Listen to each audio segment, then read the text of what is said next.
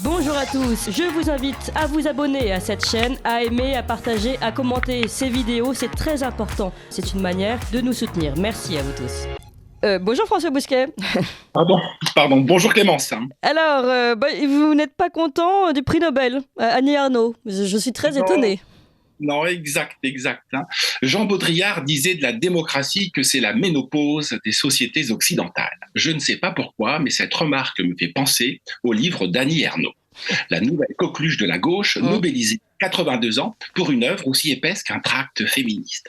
Par le passé, le prix Nobel a souvent récompensé des écrivains de troisième catégorie, à commencer par Sully Prudhomme, poète du genre onctueux, premier Nobel de littérature ayant étraîné la longue liste d'auteurs français lauréats du prix, tous mâles, manqué au tableau une femme, la suffragette tricolore, prénom Annie, nom Ernaux. Le propre du comité suédois, c'est d'être en parfaite adéquation trigonométrique avec l'esprit du temps, comme un baromètre qui mesurerait avec une rigueur nordique et luthérienne la pression atmosphérique. Cette année, le fond de l'air est chiant, féministe et dégueule. Le portrait craché d'Annie Ernaux. Jolie brune femme au demeurant, fort bien conservée en dépit des flétrissures du temps, à part les lèvres dédaigneuses qui ont longtemps recueilli le fruit vénéneux d'une amertume qui n'a plus lieu d'être. Annie Ernaux mérite notre reconnaissance.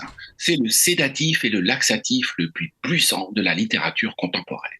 La lire, c'est faire l'expérience d'un voyage au bout de l'ennui jusqu'à Cergy-Pontoise, ville nouvelle pompidolienne où elle s'est installée il y a des lustres en vigie du progressisme. Le rythme de sa prose rappelle aux plus vieux d'entre nous le balancement lancinant des tortillards de banlieue du temps naguère qui donnait le mal de mer et prédisposait à la somnolence du voyageur. Faites-en l'expérience. Commencez la lecture d'un de ses livres dans le bas-ventre de Paris, comme l'appelle le diable en personne, Richard Millet. Par exemple, sur le quai du RER A à Châtelet-Les Halles. Et terminez-le en gare de Cergy, dans ce lunapark universitaire prématurément vieilli qu'Annie met un point d'honneur à ne pas quitter. Eh bien, vous sortirez de l'expérience exsangue.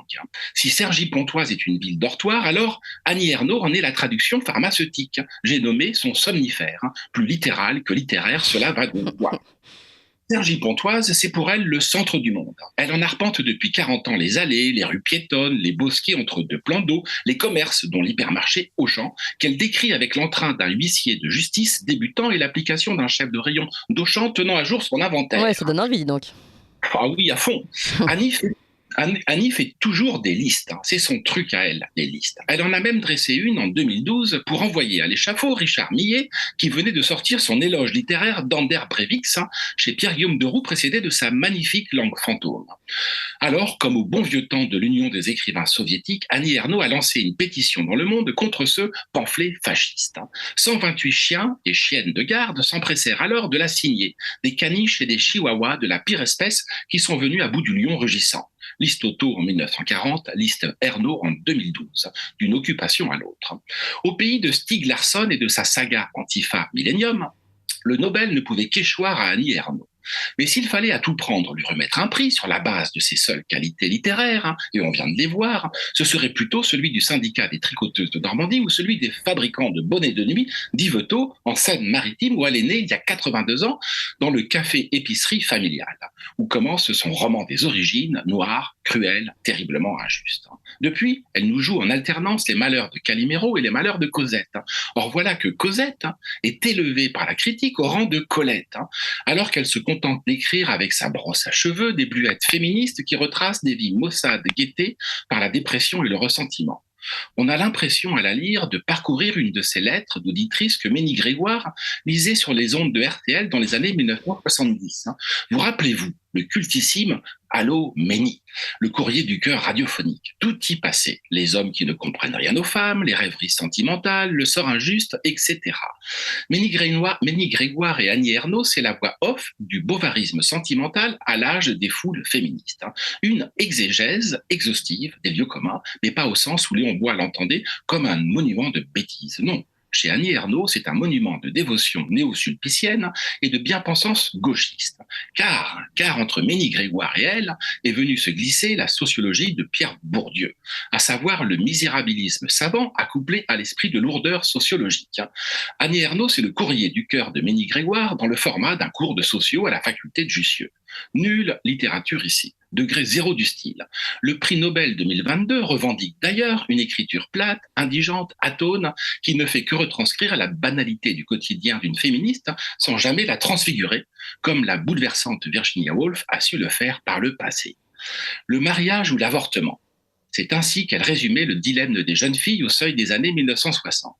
Elle aura expérimenté les deux sans rien nous épargner de son martyre. Son CV est un chemin de croix dont elle égrène les stations en gémissant. Il y avait jadis la figure de la Mater Dolorosa chrétienne. Aujourd'hui, c'est le MeToo Dolorosa et ses glandes lacrymales hypertrophiées. La vie des femmes est une vallée de larmes. Annie les essuie. La victimologie est un métier. Pleurer aussi. C'est même l'un des plus vieux métiers du monde, à en croire les découvertes des archéologues qui ont mis en évidence des pleureuses sur les bas-reliefs égyptiens. La déesse Isis elle-même est parfois représentée en pleureuse. Les riches familles payaient des pleureuses à gages pour feindre le chagrin, aussi bien chez les pharaons qu'en Mésopotamie. À Rome, il y avait un chœur de pleureuses avec à sa tête une meneuse qui entonnait les lamentations se frappant la poitrine. Le deuil n'en était que plus théâtral, sonore et démonstratif. Les dernières pleureuses ont logiquement disparu quand les féministes sont apparues, dans les années 1960. Annie Ernaux en est l'héritière. Sa littérature, qui se présente à la manière d'un dépliant électoral, n'est pas engagée, mais encartée, à elle et fille pour être précis. Ces livres sont comme la preuve empirique de l'incapacité des concepts sociologiques à se transformer en littérature. Annie a beau les mettre en musique, il reste désespérément monocorde. Si Pierre Bourdieu lui a procuré le mode d'emploi de sa vision du monde, eh bien c'est Didier Héribon, autre sociologue, qui lui a fourni ses papiers d'identité en faisant d'elle une transfuge de classe. Un transfuge de classe, c'est quelqu'un d'un peu plouc qui parvient à devenir très chic.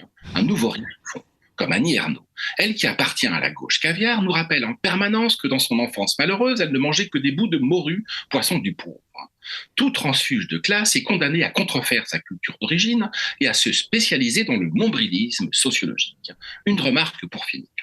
La sociologie bourdieusienne, donc officielle, est la continuation de l'œuvre des dames patronesses d'antan, qui ont été les premiers travailleurs sociaux. Annie Ernaux est une dame patronesse. Elle veut restituer le quotidien du peuple alors qu'elle en a perdu la trace depuis un bon demi-siècle. Jamais elle ne trouve la bonne distance.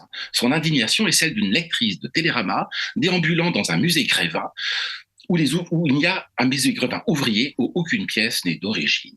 Pourquoi y a-t-il des dominés ? Pourquoi y a-t-il des salauds de droite ? Pourquoi les catégories populaires ont-elles préféré Marine Le Pen à Jean-Luc Mélenchon ?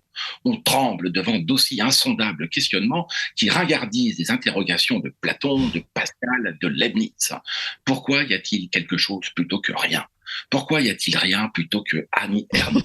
Pourquoi y a-t-il Annie Ernaux plutôt que de la littérature ? Vertigineux, n'est-ce pas ? Merci beaucoup François Bousquet, rédacteur en chef de la revue Léman, directeur de la Nouvelle Librairie. Et puis tiens, justement, dans quelques instants, on reçoit un invité qui a été édité par la Nouvelle Librairie, Jean-Yves Le Gallou, pour son livre La Société de propagande.